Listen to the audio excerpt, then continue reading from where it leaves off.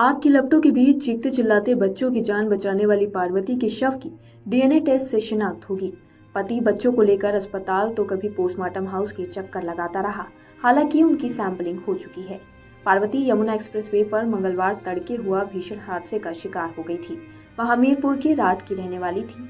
वह अपने बच्चों प्राची और सनी के साथ डबल डेकर बस से नोएडा अपने पति गोविंद के पास जा रही थी। इसी दौरान रास्ते में हादसे की शिकार हो गई, लेकिन इस हादसे में उन्होंने दोनों बच्चों को बचा लिया। बस की खिड़की का कांच तोड़कर बच्चों को बाहर निकाल दिया, जबकि खुद आग की लपटों में फंस गई थी और जिंदा जल गई।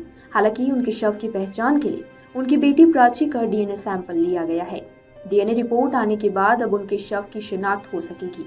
यह रिपोर्ट करीब 1 सप्ताह में आएगी, इसलिए पति गोविंद और दोनों बच्चे इधर उधर घूमकर रिपोर्ट आने का इंतजार कर रहे हैं। नोएडा के सेक्टर 87 में किराए के मकान में रहने वाले गोविंद राजमिस्त्री का काम करते हैं।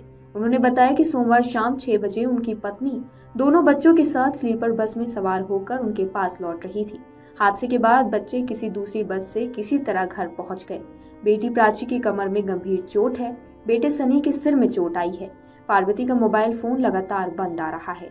जिला अस्पताल के सीएमएस डॉक्टर नीरज अग्रवाल ने बताया कि सभी घायलों को आवश्यक चिकित्सकीय सुविधाएं उपलब्ध कराई गई हैं। डॉक्टरों की टीम लगातार मरीजों की निगरानी कर रही है और दवाइयों के साथ जरूरी जांचें की जा रही हैं। मंगलवार को दुर्घटना की जानकारी मिलने के बाद प्रशासनिक मशीनरी भी अस्पताल पहुंची और घायलों का हालचाल जाना। अधिकारियों ने चिकित्सकों को बेहतर इलाज सुनिश्चित करने के लिए निर्देश दिए हैं और घायलों के परिजनों से बातचीत कर हर संभव मदद का भरोसा दिलाया। बुधवार को जिला अस्पताल में भर्ती 36 मरीजों में से 30 मरीजों की छुट्टी करके उन्हें एम्बुलेंस से घर भेजा गया, जबकि 3 मरीजों की स्थिति गंभीर होने पर उन्हें शाम को एसएन मेडिकल कॉलेज के लिए रेफर कर दिया गया।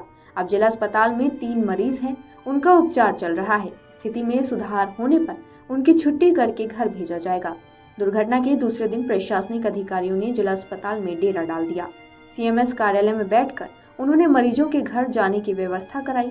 बुधवार को सुबह से ही एसडीएम सदर अभिनव Jain, ADM Namami Gange Rajesh Yadav, deputy collector Narendra Yadav, Usha समेत अन्य अधिकारी जिला अस्पताल पहुंच गए। सीएमएस डॉक्टर नीरज अग्रवाल के कक्ष में सभी अधिकारी बैठे रहे और घायलों के परिजन से बातचीत की।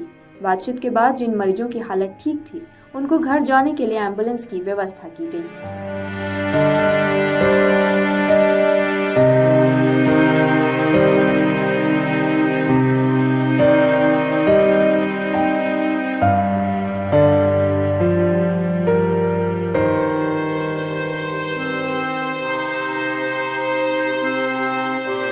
अगर आप ये वीडियो YouTube पर देख रहे हैं तो हमारे चैनल को सब्सक्राइब कर बेल आइकन दबाएं और Facebook पर देख रहे हैं तो हमारे पेज को लाइक करें।